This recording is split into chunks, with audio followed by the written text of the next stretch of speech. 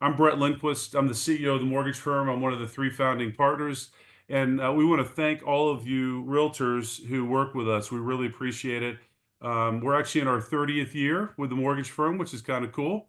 But Kendra Cook is a national coach. She was a monster producer in real estate, living up in Tennessee. Then she moved to Charlotte, where she was a coach for realtors and mortgage people. And she still works with some of the top realtors all over the country, people over 100 million in sales, and she's their coach. So has great insight. And Kendra, we are super happy that you're with us, and go ahead and do your thing. Very good. Well, good morning, everybody. Happy February. For those of you on the call, don't forget Friday's kind of a special day for some people. So there's your reminder. I'm excited today to talk about something I'm very passionate about, and it is lead tracking, lead conversion, and lead generation, right? Lead data tracking, I should say, lead generation, lead conversion. And I'll tell you, one of the biggest downfalls, I think, of our industry is that this is not something we teach when we get our real estate license. We're not taught to track the data, to use the data to make good financial sound decisions, and to see where the weaknesses are in our businesses. And I know it's really fun when we all focus on the things that are we do very well, right? This morning I did a workout that I haven't done in a long time. It was not fun, right? But I knew there was a weakness there and I needed to overcome it. So I went back to that workout. So I think it's the same thing in our business. We tend to gravitate to the things that bring us joy and that come a little easier than to go to the places that we're most uncomfortable. So I know when I went to real estate school, I'm telling my age here, but I went to school in 96. I got my license in 97. And nobody said track your data, figure out how much you make off of each lead, where are the best lead sources. Nobody said any of that. They handed me a phone book and a phone on the desk and said, good luck. Right. And so I went through years and years and years of making poor decisions in my business because A, I never knew where my leads were coming from. B, I was throwing bad money at things that were not bringing me business. And number three is I didn't ever have the accurate data to do business planning or goal setting. So I was kind of just throwing numbers out there like, I want to do this many deals, having no idea if that was really even possible because I didn't have any data. So this is a form that I have created. I tested it with a couple of my higher producers around the country, and we worked on it for a couple months. So I won't tell you it's perfect, but I will tell you if you don't have any tracking devices currently, at least now you do. Okay. And so for being on this call today, you're going to get the form. There is nothing to buy. You can have it forever and ever. My words of wisdom are when you get the copy of it, you save 2 copies on your desktop, because I am guilty of getting a form and working on it and getting to the end of the year and going, oh, rats, I don't have a blank one to start over. And then you have to go through and delete everything. So I would just tell you to copy one, save one as a template that you can use over and over and over. And then the one that you will start using right away. I'm going to share my screen here in a few minutes, and I'm going to actually walk you through the form. So this won't take me probably 45 minutes. So there's going to be plenty of time for questions, Q&A at the end that you guys can come to me and say, hey, or post in the chat, and I'll make sure that I get them answered. And then we'll make sure that you get this form after the fact. Okay. But I want to start out by telling you the purpose of the form, because I think if we understand a couple of the purposes behind it, we're more inclined to use it as a tool in our business. First word that comes to mind when I think about tracking my data is awareness. Again, if we don't know there is a weakness in our business or a struggle because we're not tracking it, then we don't focus on it and we don't get better there. Okay. Also, awareness of where the data is coming from. So in this case, we're talking about leads today. So where are your leads coming from? Some of you have probably heard me say this in the past, but I used to have about 40 plus over $40,000 of marketing a month when I first really took off in my career, because nobody said, well, when you spend this money, track your leads and see if the money is really giving you an ROI, return on your investment. So I had billboards and shopping carts and my face on a pharmacy bag and my banners on every sign. I'm sorry, on every field, baseball, football. I did everything wrong. Okay. Um, and nobody said, "Hey, where are your leads coming from?" until I'd done that for years and years. And finally, I got a challenge: is where do all your leads come from? And I'm like, I don't know. They just come, right? And so, unfortunately, um, I was not able to track that data until somebody challenged me to do it. And then I realized that all my leads were coming from my past database, my neighbor, my this, my that, all the places I was not spending money and time. So again, the awareness was a struggle I had. So you're going to hear me talk about that a lot today. And then the second piece is accountability. I think that it's hard to have changes in your life, to make adjustments if there's not some form of accountability. We keep making the wrong mistakes because we're not accountable for our actions. So I'm going to dig in. I'm going to give you three really big main points, and then I'm going to share my screen. We're going to walk through it.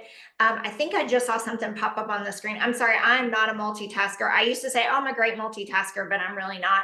I think somebody said, hey, the form that you have is locked. That is true. The formulas are locked, so you cannot mess them up. You are able to type in the data, but it is not going to allow you to mess up the formulas that are in Excel spreadsheet. So I will show you that when we get over to the form. Okay.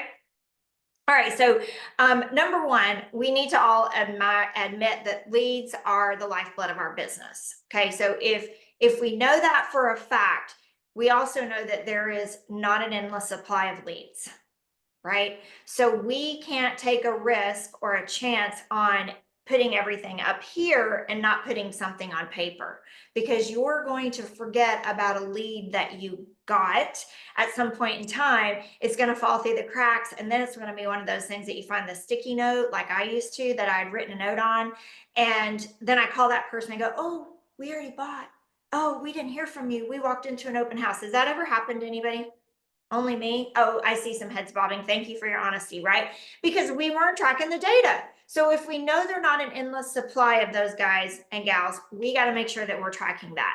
Number two, I've shared this stat a million times. I'll probably share it a million more. I probably need to go back and see if NAR has updated it. But at one point in time, about 2001, 2002, NAR came out with a stat that said every single person in our database knows at least 5 other realtors. So guess what? If you're not in touch with your potential leads or your current leads, somebody else is. Somebody else is. Okay. And then the third thing I want to share with you is there's no excuse why you don't have a system, right? Um, I had to tell myself this. This was the hard conversation I say to myself. There's no excuse for not having a system. If these leads are important, right, and they're the lifeblood of your business, and if you're not taking care of them, someone else will, then it's high time that you get off your fanny and find a form and do something different. Okay. Second thing I want to tell you is tracking is everything. Tracking is everything. Few things that tracking on this form will do for you is number one, it will actually show you that you have opportunities to go to work. Okay. We just had a very brief conversation, Christine, Brett, and I, about the market is picking up, right? I know there are still people in our lives that we know that are saying, oh, the market stinks. Oh, there's no business. Oh, the rates are so high, right? I don't have any business. Chances of them tracking their leads is probably slim to none. Because if you track every opportunity, every lead that comes in is a possible opportunity, you always have business to go get, in my opinion. Okay. The second one is it helps you focus on where your leads are coming from. You heard my horror story of all the money that I spent. And here was the really saddest part is when I put a pencil to paper and I realized where the leads were coming from. I also realized that I was spending zero money on the people who were actually helping me grow my business. And I was throwing all this money on people who didn't give a rip roaring crap about me or my business, right? The people going down the interstate at 80 miles an hour are not jotting my phone number down. But when I show up at a closing and we get the deal done and I'm handing somebody their keys to their house, that's where my deals were coming from. So when I stopped throwing bad money at poor marketing and advertising, and I started doing client parties, and I started doing birthday gifting, and I started doing closing gifts, and I started really caring about the people who were in my life buying, selling, and referring, guess what happened? Not only did I get more business, it was more profitable. Profitable. Isn't that why we all work? Is anybody here work for their health or their happiness? No. So awareness of tracking is critical, right? Although it took me about 10 years of doing it all wrong to get it fixed. Okay. The third thing that I would say about that is if 70% of your business is coming from one pillar of your business, then 70% of our time, our money, and our energy should be spent there too. This form should help you realize that as well. Okay. The last thing is, I said it earlier, but it will show you where your weaknesses are in your business. So if you are spending all this money on your database and you're not getting any leads from your database, as a coach or consultant, I would say to you, let's look at what the messaging is to them. We're either saying the wrong things or we're talking to the wrong people. Okay.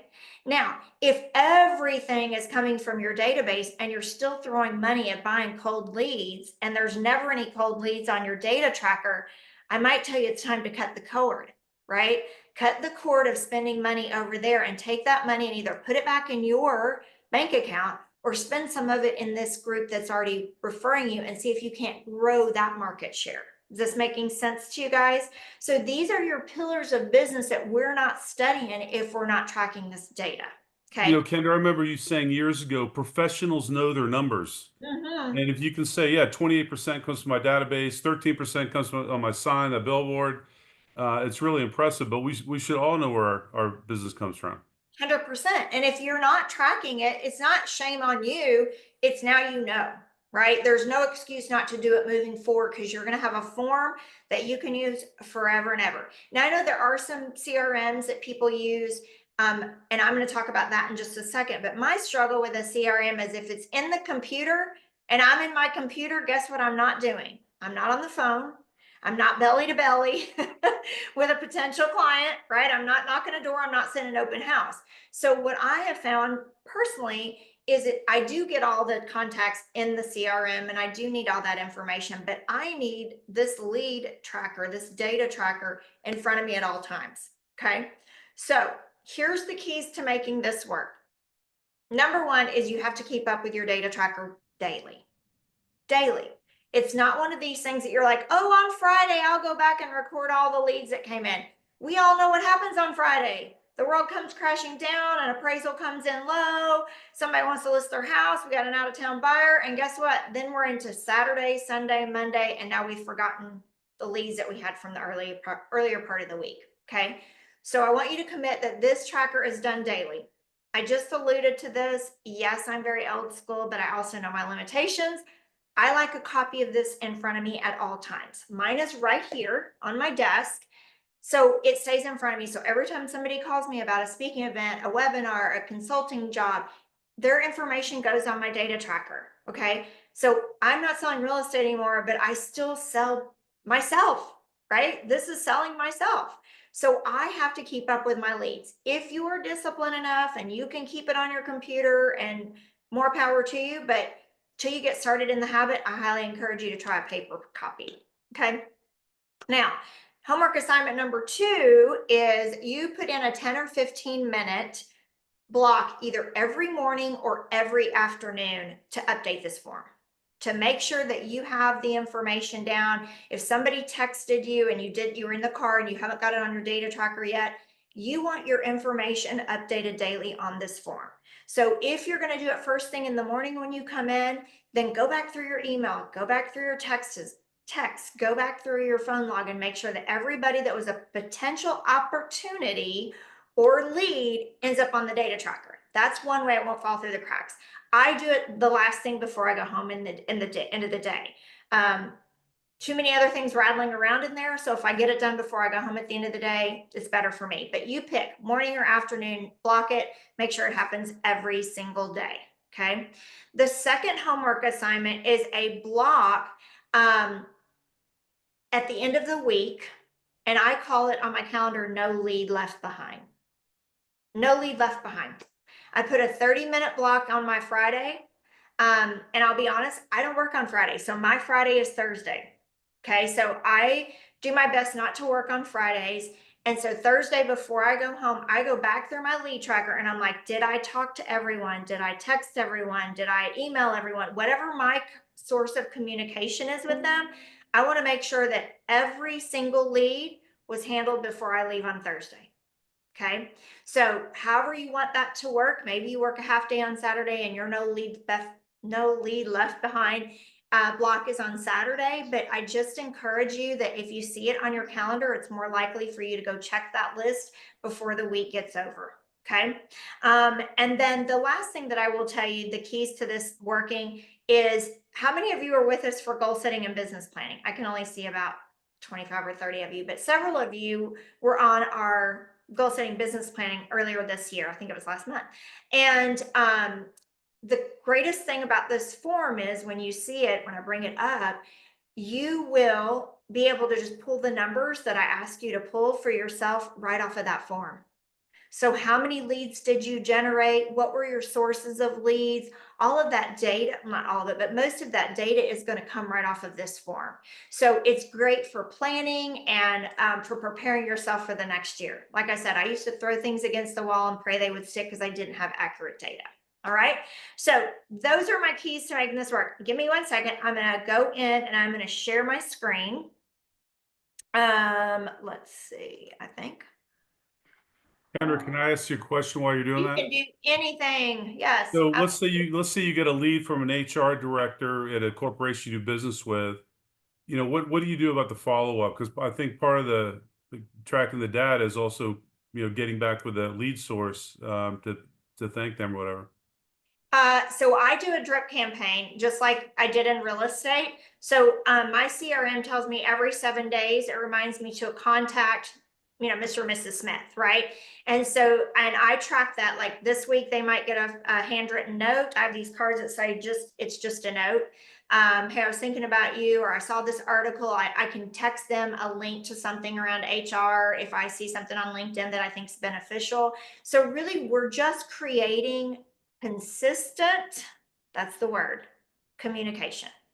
Consistent communication. So you as a realtor may find a great link to how to prepare your house for the spring market, or reminder when it starts getting cold, where I didn't realize we have people all the way in Colorado. So wherever you are, reminder to turn, unhook the hoses in the fall time or whatever. Just you can key drop or drop in links. Good mornings. I saw this, made me think of you. I was in your neighborhood, whatever, but you have to have something. This is saying my audio is out. Can you guys hear me? Yeah. Okay. Somebody's saying audio is out. So you just have to have a reason to stay in constant communication. So if you like every 5 days, put a reminder on your calendar every 5. If you like 7, put 7. Okay. But that's how I stay in touch with them. To answer your question, Brett, is to have some source of constant communication and some way to remind myself to do it, because it's not going to work if it's up here. Great question. Okay. Can you guys all see my screen? Brett, can you see my screen? I can only see you on my, okay, perfect. All right, so I wanna walk you through this form. And as I said, it's not perfect, but I think that it's a great place to start. And if you find a glitch, please let me know. Kendra@kendracook.com. I'm happy to get it corrected. So when I send out the form, you will have one that is locked, okay? The locked is about the formulas at the bottom. It's not locked that you can't put your data in here. Okay. So if you play around with it and you find that you're going to get 2 copies, you're going to get the sample and you're going to get the locked version. Okay. Now, the one thing that I will tell you is if you're like, I don't like your form, I'm going to recreate it, more power to you. But I will tell you the hardest part is keeping all the Excel spreadsheet, the formulas in there without hitting delete and wiping all your information out. So speaking from personal experience. Okay, so let me walk you through the form. Obviously, you'll see across the bottom, you have the 12 months. Remember, I told you to save one and use one. So we're in February. If you have a tracking, list of your leads that you've been tracking from January, I'd highly recommend you go ahead and put them back. That way you'll have accurate data at the end of the year. But you'll see up at the top, you put the month in, and then monthly lead goal. You can change this every month. If you know certain months of the year do not warrant you more leads, it's a lesser number, you can tweak that number each month if you choose. Okay. And then your year. All right. Then you're going to see across right here is the information that we want to make sure that we track. So obviously their name, the lead source, I'm going to show you where those acronyms are at the bottom of the page in just a second. The next box there is a little controversial because I used two different teams, and one of them wanted contact information, a quick phone number that they could grab and go. Another one wanted information about what the appointment was. So, meaning if you're in March and you're going back through no lead left behind, and you go through your March and then you go back to February and then you go back to January, they did not want to have to go into their CRM to look up Mr. Jones. Was it a listing appointment or buyer's consultation? What was it? They wanted that information here. So I want to encourage you, use this block where it says contact information for whatever works for you. There is not a perfect rhyme or reason there. Okay. If I were doing it personally, I would probably do like listing appointment 123 Main Street. So when I came back to see, in March or April, any opportunities for listings, and this was only an appointment marked right here, then I would know that that was a listing appointment. And I would go into my CRM, I'd get Mr. Jones's number, and then I would call him. Make sense? Okay. All right. The most important thing you're going to track is this. All right. This is the outcome from all of these opportunities or leads on the left. All right. So you notice I checked the box appointment right here. The whole purposes of this is that we can track this data for a whole year. Okay. So we had an appointment with Mr. Smith, and then you'll see down here, I had an appointment with whoever number 8 was, but then it turned into a deal. Let's talk about what a deal is. Okay. A deal for us is a signed listing agreement or a binding agreement date for a purchase agreement for a buyer. So done deal for a buyer, done listing agreement for a seller. That's really what I've considered a deal on here. Okay. Then you'll see the next one says dollar sign, dollar sign. That's the most important thing on here is, did we get paid? Right? We had an appointment, we got a deal, and then we got paid. That's important. Okay. Now the last one is fallout.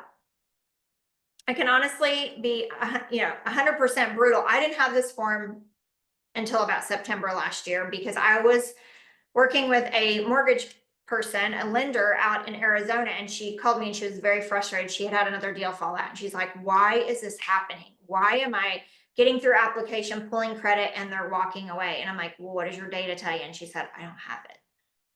And I was like, you know what? If that is an issue for you, it's probably an issue for some realtors too. So I added the fallout column to this while we were testing the form because I think it's important that we know that, right? So if the reason I feel like that's important for us as realtors is if I have 5 deals this year that fall out and all 5 of them fall out for the same reason, then there's an issue, right? If they're all 5 for something different, that's a whole different story. But if all 5 of them are falling out because they got cold feet at some point in time during the loan process, then I need to change my script and set better expectations of how stressful that's going to be and what that's going to look like and what the information is going to be needed of them. So they're not getting all the way to that point in the process of us finding the house, negotiating the house, and then they get cold feet. Then I need to do a better job. Okay. If there are other things like, hey, I lost one for an appraisal, I lost one for because somebody lost their job, I lost one. That's a whole different story. But again, without the data, I can't make good decisions for my business because I wasn't tracking it. So I think that is a key to us us as realtors as well. So that's why I added that there. Okay. All right. So as you go through, this is all interactive, right? So I'm going to show you what this looks like as we move through this form, but let's go to the bottom. So your total leads, are going to come here for the month, and then your total leads for the year. That's going to auto populate. Okay. Now, over here, this is going to come down. Woo! Sorry, y'all. That was not me, I don't think. Okay, so these columns over here are going to come down total for the month and total for the year. Okay. All right. Obviously, they're the same because we're in January right now. You'll see how they change out as we go through. Your lead sources breakdown is on the left. I have set it up for DB would be database. This would be a past client, a current client, a personal friend, a family member.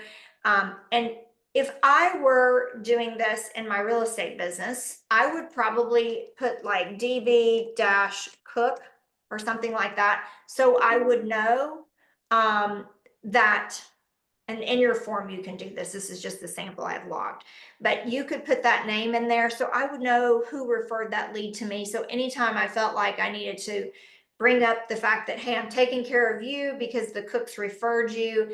Again, it's one of those weaving things. Sometimes use that information to help you throughout the process. So I would want to know who referred that client. Okay. All right. And then the KIs are the key influencers. These are the people that have the opportunity to refer us multiple times in the year. That would be an investor, a builder, an HR director who gives me leads for relocation, a financial planner who refers me their leads that are downsizing.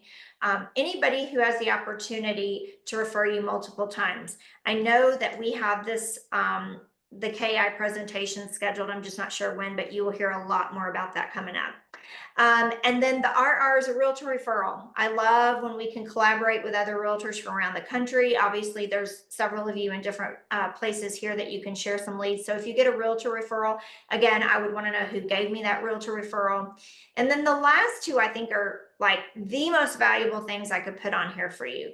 If you have a paid lead subscription, whatever it is, Commissions Inc., Realtor.com, Zillow, I would want you to separate out your paid cold leads and your free cold leads. So you can see it says PCL. So that would be something you've paid for. Okay. And then an FCL would be an open house. You were door knocking, picked up a lead, you were having lunch sitting at the bar by yourself, and you met somebody who's relocating to your town and you were able to convert them or possibly convert them. That would be a free cold lead. Okay. I've tried to simplify this. You can have 100 different categories. Again, I said, if you decide to revamp this form and make it your own, you can, but I figured that, five subcategories is probably enough for me. It gives me enough data to do what I need to do with it. Okay. All right. And then we're going to move to the right. It says total leads to deal conversion. This is based on this month and then your year to date. Okay. Then going from appointment to deal. So if I had 7 appointments this month and I converted 4 of those appointments to deals, that's a 57% conversion. Now, I'm going to pause there for a second because I think it's worth noting that we all talk about lead conversion. And I do work with a lot of realtors and they're like, oh, 80% conversion. I'm like, really? That's amazing if you only generate 2 or 3 leads a month. But as you get busier, I promise you that conversion number will get smaller and wider apart from lead to conversion, right? Because you're having more opportunities and all of them don't turn into a deal. And if they do, good for you, but you need to know this. Why is this important? Some of you may be saying, I've got to generate 100 leads this month. And I would look at you and say, why in the world do you need 100 leads? I don't know. That was the number. Somebody told me that. I'm like, yeah, somebody told me that one time too. But if my conversion rate is 50% and I only need 5 deals, then I don't need 100 leads. And guess what? Unless you've got a massive team, you can't take care of 100 leads, right? So this information is going to help you figure out how many leads do you need a month to hit the number of deals that you want. Okay. So if you start tracking and you have 10 leads a month and you're converting 2 every single month, then your conversion rate is 20%, right? Easy math. And you say, well, I want to go to deals a month.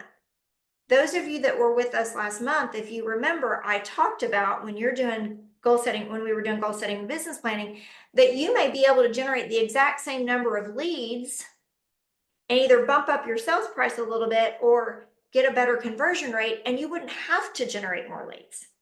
Right? Remember us having that conversation? So this is all the data that we needed when we were doing that, and now you will have it for the future. Okay? So appointment to deal conversion, I think is super important. Then let's talk about appointment to payment, right? Because how many times do we go on an appointment and we don't get the lead, and we don't get the deal? 50%, 20%, 30%, we all have a different number. Based on this scenario, it says, hey, I went on 7 appointments, and out of these leads so far, I've only been paid twice. So that's roughly 30% conversion. Okay. And then the last one down there is from deal to fallout. So again, we have 4 deals and 1 fell out, it's 25%. That's not going to be normal, but I was just trying to show you how these numbers work. Okay. Brett, did you have a question for me? I just, yeah, look, I might be getting the weeds here. Like if someone calls and they're actually going to be a renter, do you count that as one of your leads? Mhm. Okay. So when you're looking at the, let's say 10 leads you got, you're going to have some fall out they can't buy right now anyway, right? Right. And then secondly, I remember you talking, it was really impactful to me on having goals of your categories of lead sources. Mhm. Like let's say you wanted to get 8 leads from your database, or breaking it down like that. That always helped me because it helped me focus on that category. You want to talk about that? Yeah. So part of what we did on our goal setting and business planning, what Brett's talking about, if you missed that webinar last month, is I like to break down where I want my leads to come from. So I want 3 main sources of leads. I can honestly tell you, I've never bought any leads. So I never had, Zillow or Realtor.com or anything like that, because I want everybody to like me, right? So I wasn't going to buy leads and somebody hang up on me or cuss me out or stand me up. It would just devastate me. So my 3 categories are database, key influencers, and then a cold lead, right? An ad, a webinar, a website, open house, something like that.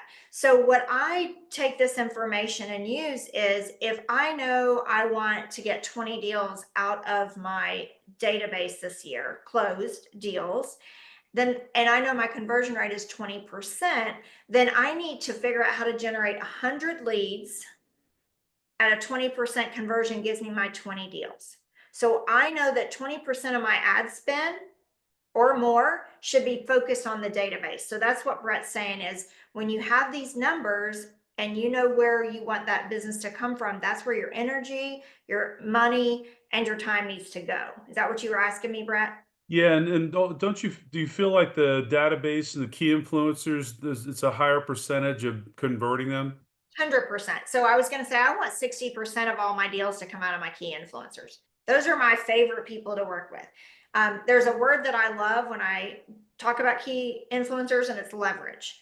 I want them to be my advocates for me in a room where I am not. So I want you to think about that for a second. When we start talking about key influencers, HR managers, right? I want them, anytime they're transferring somebody in or out, I want the only person that they think about when they think about real estate is me. That's leverage. If I get 4 or 5 deals a year from one person, it's brilliant, right? So I want 60%, at least 60% of my deals to come out of my key influencer group. And this is still today. This is what I use today for people like Brett and Christine, who I adore and have a relationship with. That's my sphere, right? So if I know 60% of my business has to come from there, then I have to be sending them cards and spending 60% of my time checking in on them and surveying them so they continue to tell other people about me. Does that make sense to you guys? So database is, I know that 15 to 20% of everybody in my database will buy, sell, or refer every year. So I want 20% of my deals to come out of my database. That's a proven stat from my personal business from tracking it. Okay. Then I want 60% to come out of my key influencers. Okay, that's 80% of my business. And then I leave room for 20% because I am going to meet people at a book club or at church or, at a party or, at an open house or whatever, right? Traveling. So that's my other 20%. So hopefully that helps and answers that question, Brett. Steve, you have a question for me before I move on? No, Yeah, I I'm got a good. quick I'm good. question. Go I'm ahead. sorry. I got a quick question. I'm excited about you doing this whole tracking leads. Because how much time, from your experience, Kendra, how much time do you try or do 60, 90 days on an idea? Let's say your park bench, your banner at school to track those leads. Did you try for 60 days, 90 days to see so you see what working and what's not working, what you're wasting your time, and what's effective money wise? Because that's tracking leads is something I'm really a big fan of it. But my weakness is where my leads are coming from.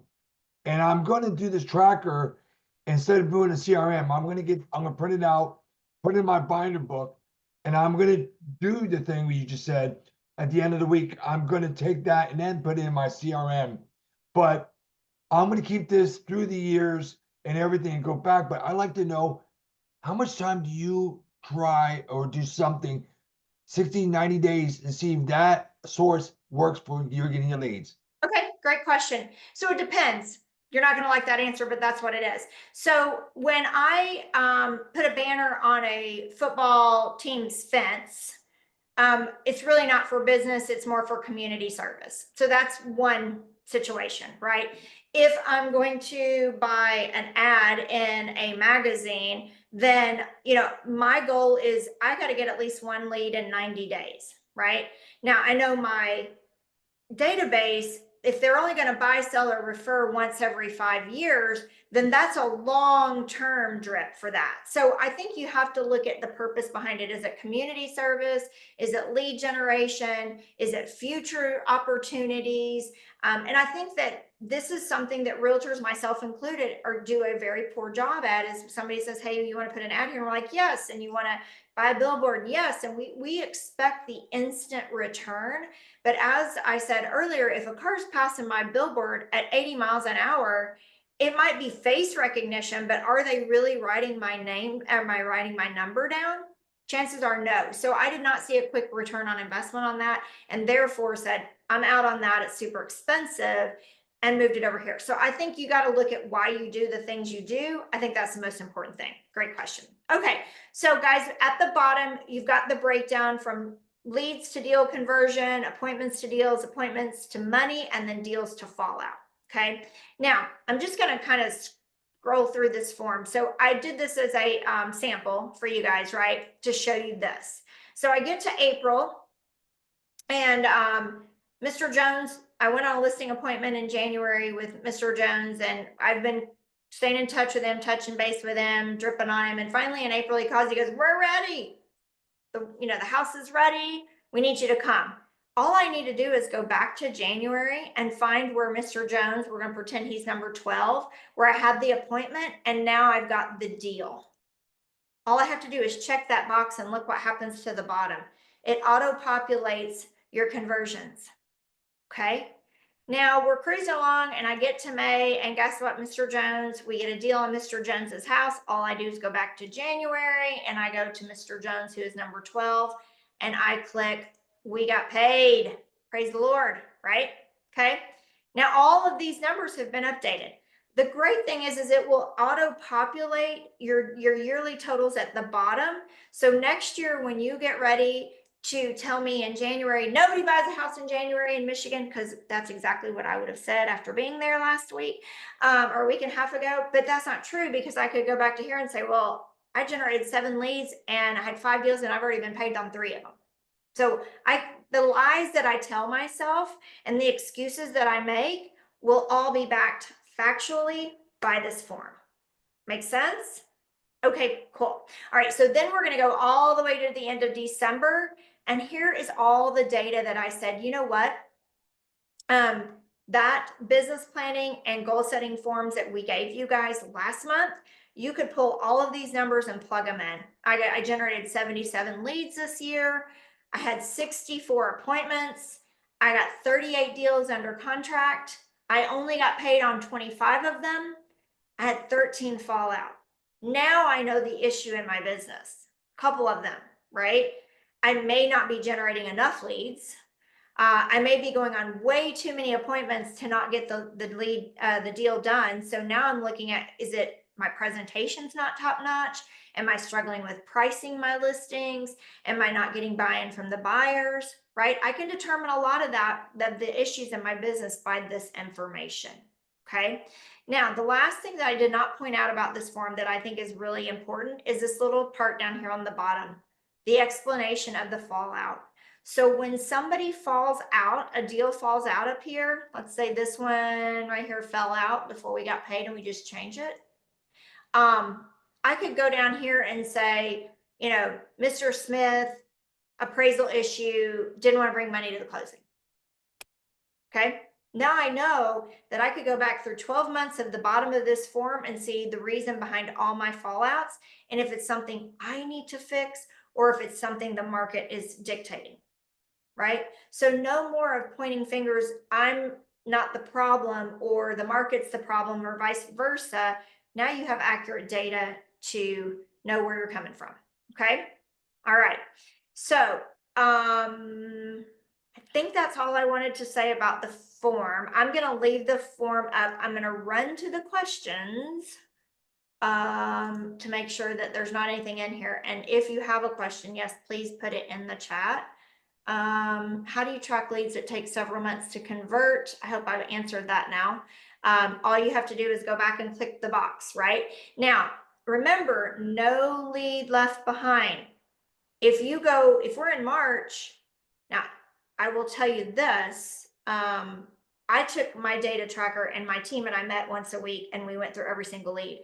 If it was a deal that a lead that we knew could not, decided to list with somebody else or bought somewhere else or could not qualify for a loan, we read it out, put a red line through it. If it's under contract, you can put a green light behind a green color behind it.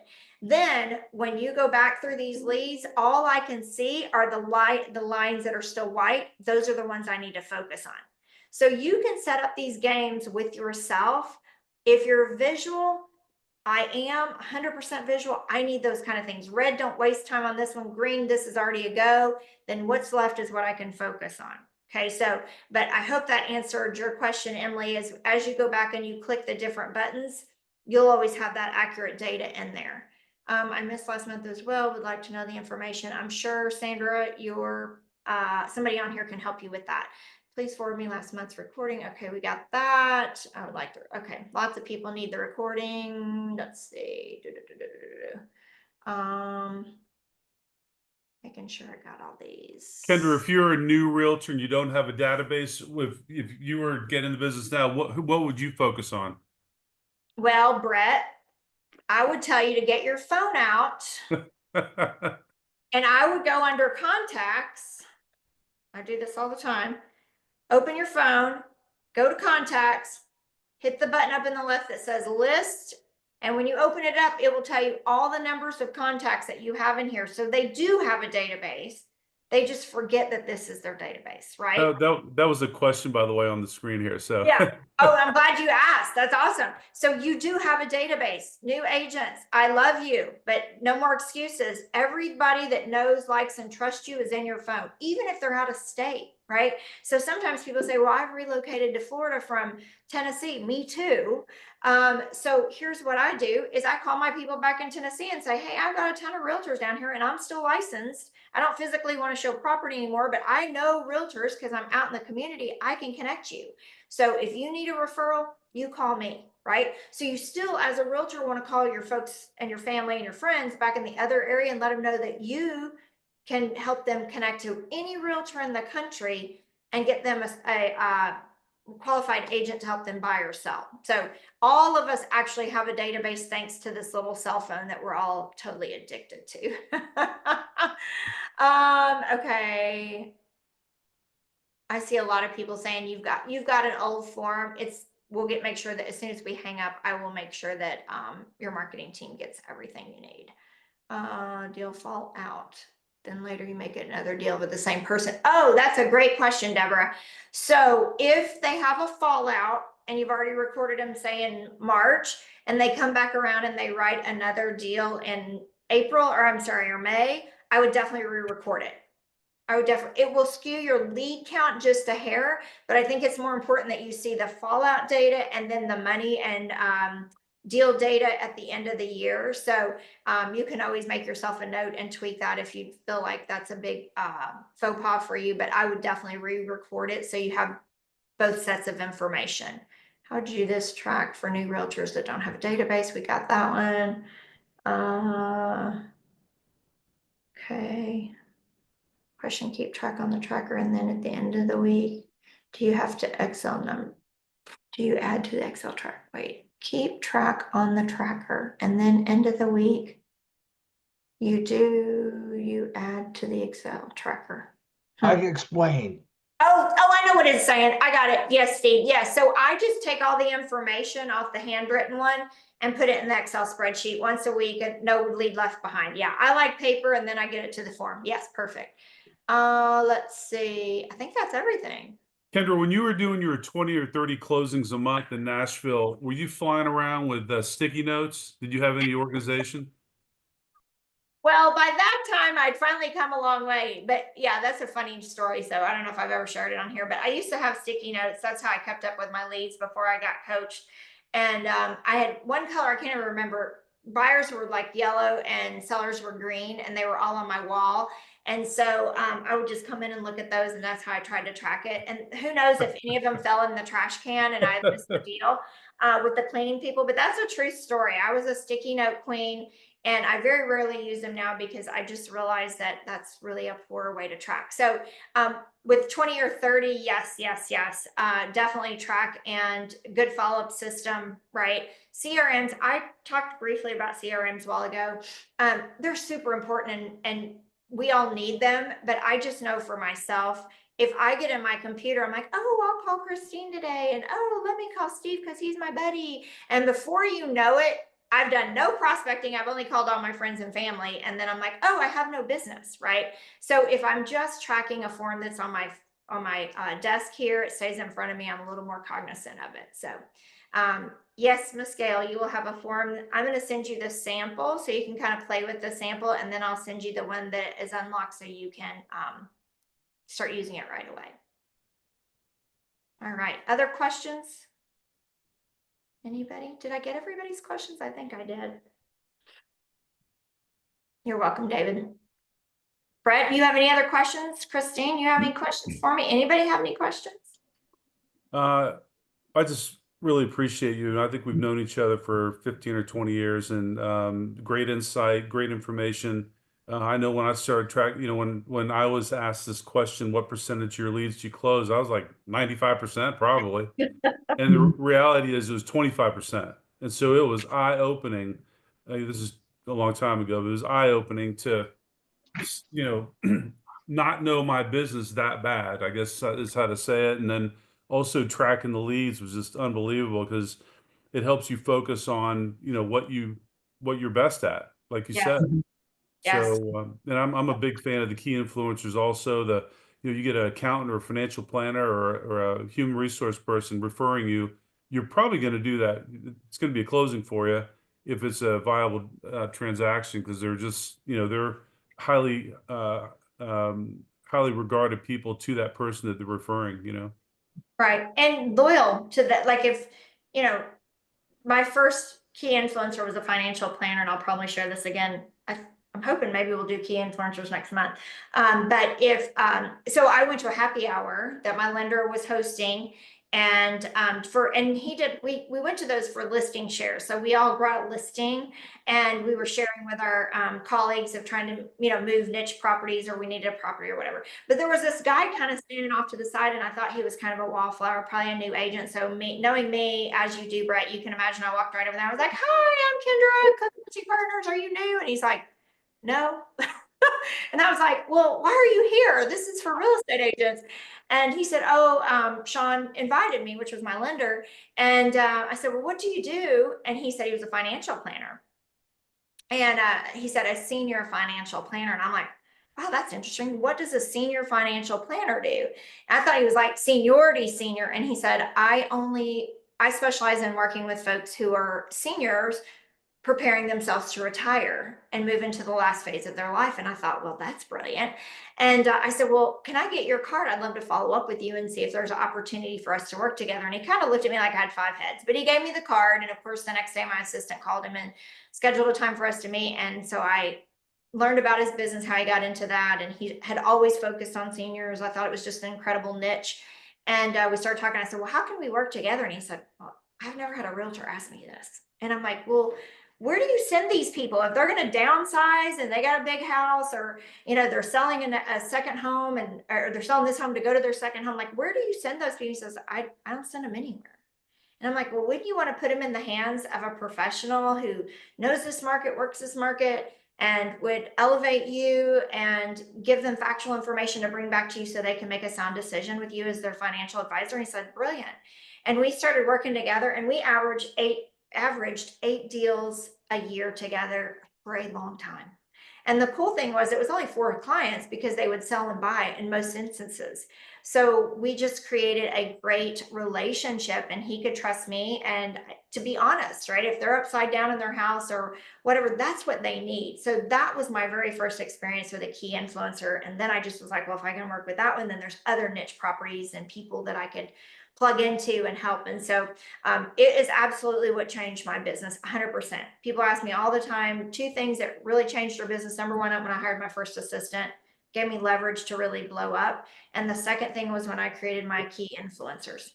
So those are 2 of my favorites. So maybe we'll do that next month. Yes, Miss Christine, being so patient. Yeah, no, that sounds like a great topic for next week. And I think even somebody put a comment in there about switching from source of SOI to key influencer. So, but my question is, and you might have mentioned this before, maybe a question and a statement, because what I love, and I just put down on my to-do list, is to go back to my 2024 lead tracker to find other people to find. Yes. And so this also creates a huge history to make sure you go back in and find some other clients, right? Yes. And what happens is we forget about them because realtors, no disrespect, I'm as guilty as anybody. If they don't stay in front of me, I got to focus on what's right in front of me. I got to eat right now. And I'm sure lenders are very similar to that. So we turn the page and we're 6 months down past, January, and we're like, oh, we never think about going back to January. But there are people that we meet with, whether it's a listing appointment or a buyer consultation, that can't do anything right now. It just means no right now. It doesn't mean no forever.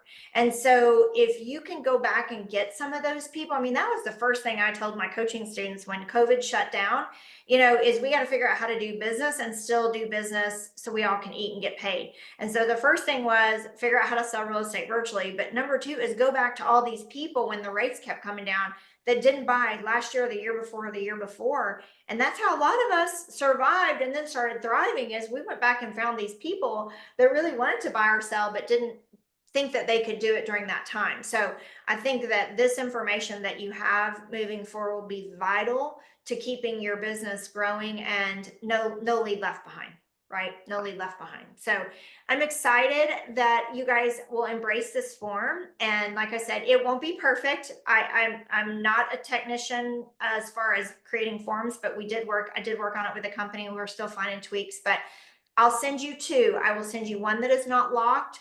Feel free to use it. I will send you the other one, but the formulas are locked. But you will have the current forms here in just a second. I will send those out. And it sounds like we'll do key influencers next month. Christine, is that good? Okay, perfect. Awesome. And so that is a PowerPoint presentation. So you guys can actually, it won't just be my face. So I will share my screen the whole time and do the PowerPoint with you guys. And I will see you back here next month. Thank you guys for showing up. Brett, thanks for this opportunity for you and Christine. I'm grateful. Thank you, Have a good Kendra. day. All right, Have a good see you day. guys. Bye, guys. Bye. Thank you.